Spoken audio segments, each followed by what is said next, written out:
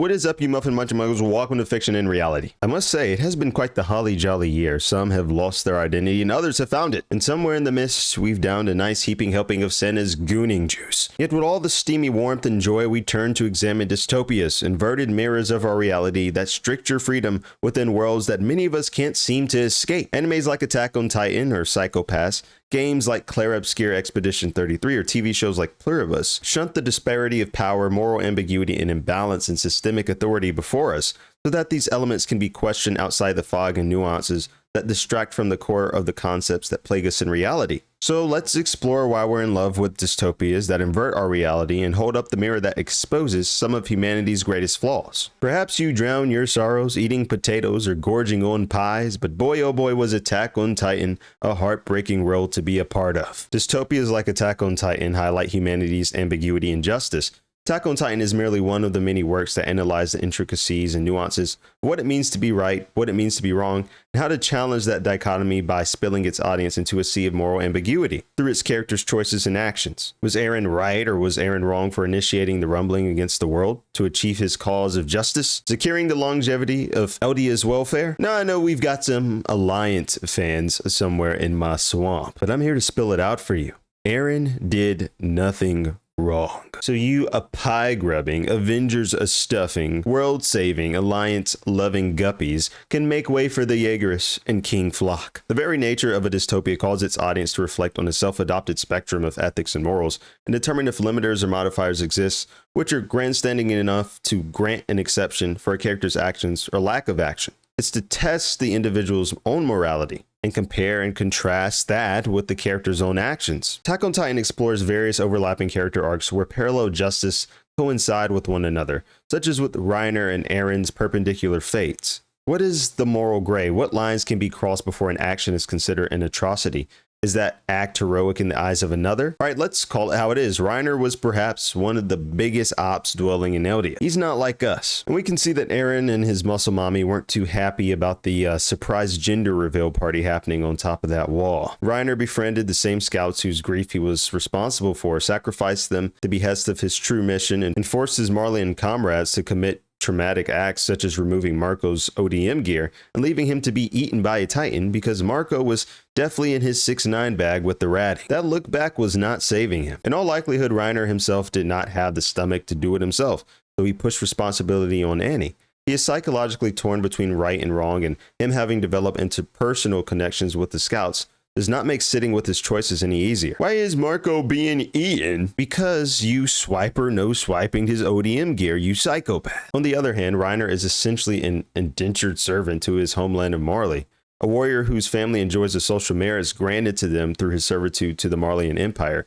He was told that Eldians and Paradies were devils, demons plaguing the earth. He was told that he was embarking on a mission to save the world, fractured the wall, destroyed many of their lives, including Eren's, with a siege to uncover who harbored the founding Titan, and also fractured the wall to gauge the king's response to the wall being breached, only to later arrive with the scout regiment years later and uncover that the Eldians were just like him. His family might have had to forfeit their status or something worse if he returned to Marley with nothing to show for it. His devotion wasn't to Eldia, it was to Marley and the family that awaited him there. So were Reiner's actions justified? The dystopian world of Attack on Titan calls us to reflect upon our own sense of justice, find the causation and justification in between the black and white, right or wrong. If big burly Titan man splintered my house, I'd let a cannon ride for sure. Dystopias flip perspective for the audience to grant understanding for their motives and give us a different lens in which to view echelons of power through within reality, and encourage its audience to abstain from forcing judgment impulsively, but to do so holistically. Then decide if big burly Titan man deserves fists of fury or a big missile parade. And my answer to that? Indubitably. It was the constricted world of Attack on Titan, the walls, the experiences within the walls that turned Eren into sort of King Von. Dreams of freedom and the scorching passion to obtain it drove him to the brink of hell after amassing losses he no longer could reconcile with, until the point of him even becoming somewhat numb when Sasha got laser blasted by Gabby's metal potato. That's why Gabby got jumped. The Eldians were treated as inferior by the Marleyan Empire, who simply blasted their way through its walls, neglecting the aftermath the Titans outside would bring into Eldia, actions which ultimately led to Eren watching his mother being devoured by Dina, the hungry dinosaur, which of course left some trauma bleeding through. This trauma and burning passion to be free results in him going scorched earth, against the world, eliminating what I believe to be 80% of life on Earth. 80%.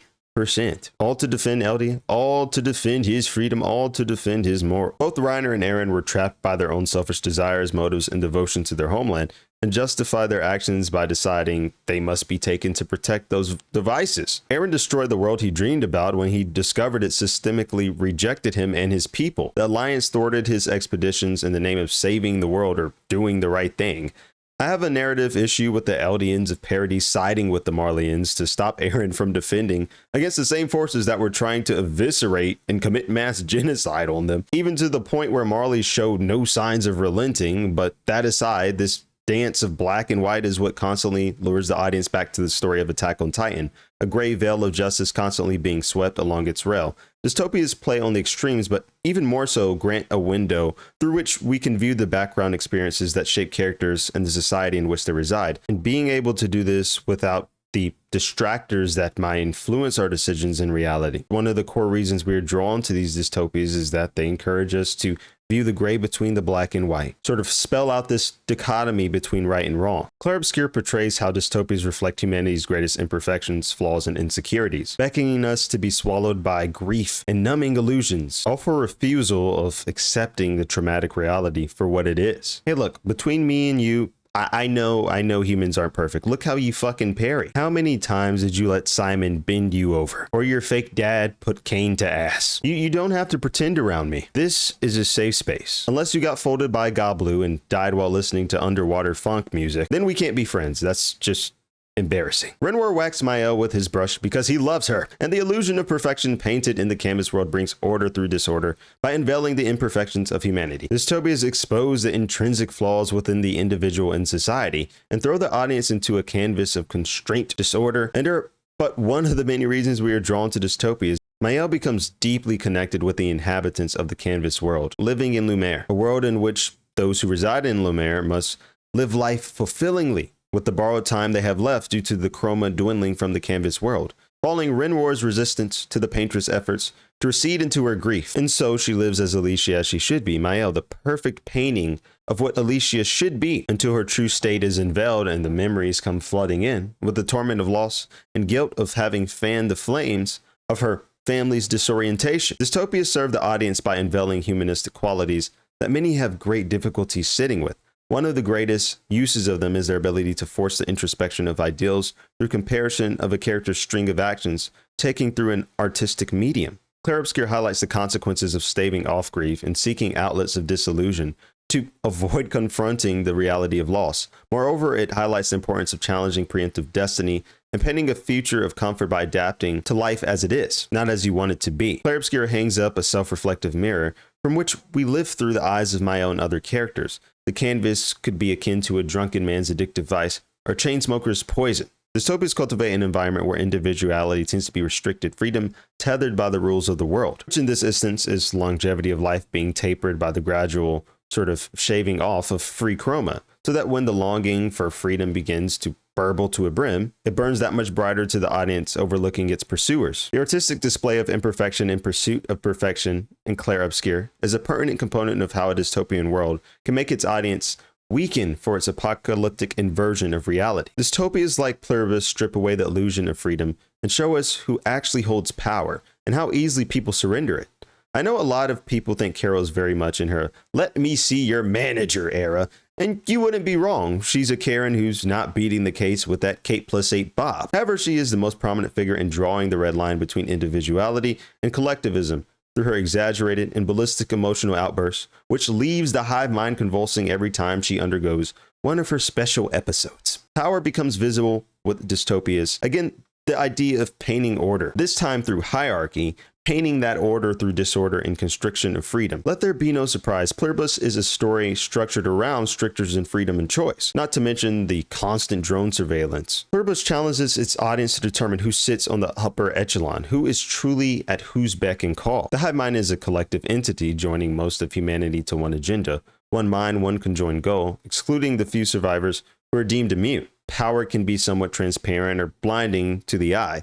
The systems that govern humanity, the systems that protect those systems, all blended and molded to the minds of the masses. Dystopias like Pluribus strip away the politics, reject the weight of opinion held by the majority, and restore a balance that presents the audience with a chance to make a holistic and well-informed choice about how they would act if locked in the same dire straits. Thus, we're left with two groups: those who split from the hive mind out of fear of losing their individuality, and those who defend its presence in order to reap the benefits of its servitude, or perceived servitude. We see Kumba obviously addicted to the illusion of power that comes with joining the hive, being able to call whatever woman he wants to his side at the snap of a finger, and pretend he's James Bond defeating a villain in poker. Other survivors who are too attached to the presence of their loved ones fail to realize they are only surrounded by husks and shells of their former selves.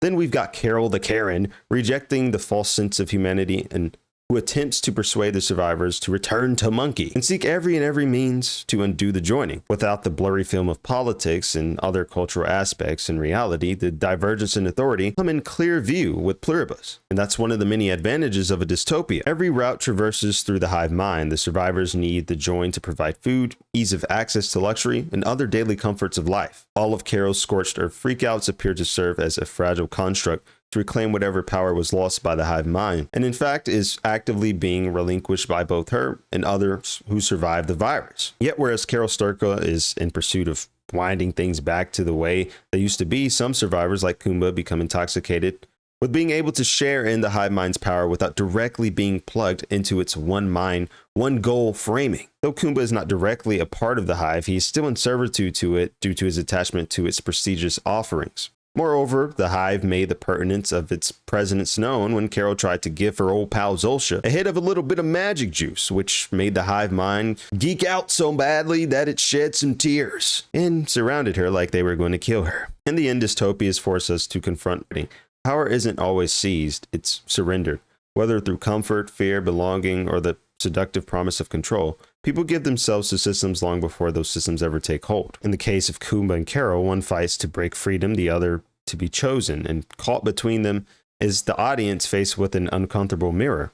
Begs the question, which world would you accept quietly, and which version of yourself would you become once the illusion of freedom finally shatters? 'Cause I feel... Who remembers Psychopaths? You know, the anime with Coconut Head and her dogs in training? A society where criminals are picked out by a crime coefficient calculated from an AI structure called the Sybil system, then hunted down by investigators and enforcers, even if they haven't committed a crime. Populace gravitates towards dystopian worlds because they reveal the raw structure of our worlds, lugging the repressed spheres of society to the surface by invoking systemic restriction of freedom of choice, identity, and other innate human qualities. Psychopaths wants its audience to question authority and understand that free will doesn't necessarily equal freedom if the ring that grants that freedom is protected by the complacency of those with the power to overthrow it. Makishima, the villain of Psychopaths, is able to elude the Sybil system and thus the dominators, or what I like to call them, jelly blasters.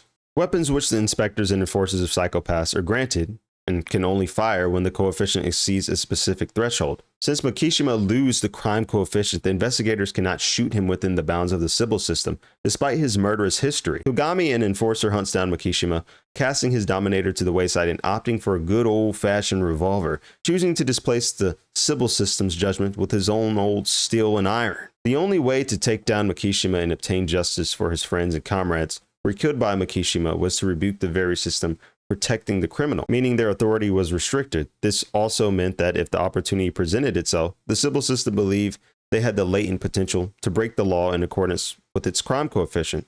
It's a flawed gavel of justice. Dystopias allow us to question reality and safety and measure the integrity of the systems that claim to protect our freedom and preserve our free will. The conflict revolved around being complacent and loyal to a system versus challenging it to restore balance. Kishima shatters the algorithm, and breaking the algorithm exposes the pitfalls, exposes the lie. When people trade freedom for comfort, they simultaneously spend their free will as currency and forfeit their standing in defining what freedom is. Let me know in the comments below what you think about dystopian worlds. What makes you gravitate toward them? What's your favorite dystopian story or world? Personally, they've always been my favorite genre of storytelling. Share your thoughts below and leave a comment. Drop some recommendation. If you want more analysis of your favorite characters or fictional worlds, go ahead and smash that like button below. Turn on that notification bell, turn it on, and subscribe for more. This channel is ever evolving and will continue to grow to appeal to the audience at large. Also, my Discord is up. I'm going to be doing some things with it, I think, discussion wise. You can go to the Discord, discuss the latest video, make video suggestions, or discuss anything within the realm of anime, video games, pop culture. There's also threads for that as well. Just trying to make this feel like it's an actual community. You guys can give me suggestions on what I need to do to make that more comfortable for you guys. I have no experience with Discord. My Fedora needs some training. Remember, the direction of progress is forward and it's only up from here. I'll leave a link to my socials below. And with that, remember, if ever you're lost in the forest of your words, strip your mind from fantasy and look to the window of the world, and there your mind will run free.